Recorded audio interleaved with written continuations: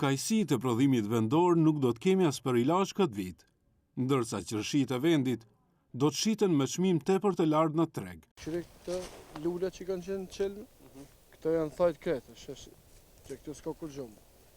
Qetë që kush ka metë që kjo pjesë, këtu është një pjesë, dy këtë, dhe ajo do të shohen se si ku, po këta qirat janë gjekë, më shumë se 80% janë gjekë. Si shkak i uljes së temperaturave dhe borës befasuese të prillit, shumë kultivues që jetojnë vetëm nga këto dy kultura bujqësore do të përballen me humbje të mëdha këtë vit.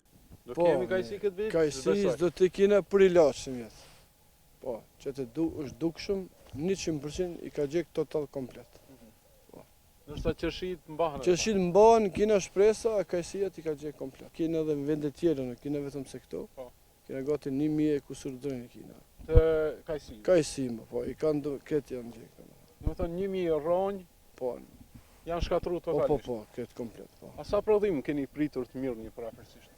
Po, për 1000 ronjë, një 30 tonë kemi prit me marrën. Po, për kajsive.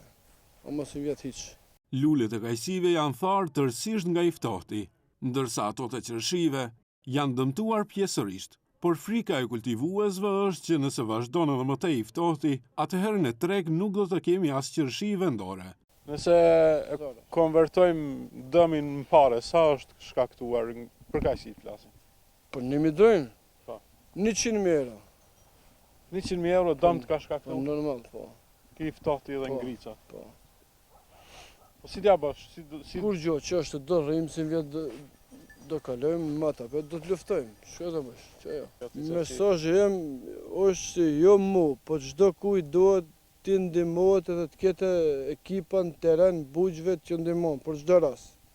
Se me të vërtet piqësaj ekzistojnë, edhe duhet të kenë interes që ndihmojnë si në çdo shtetet tjera.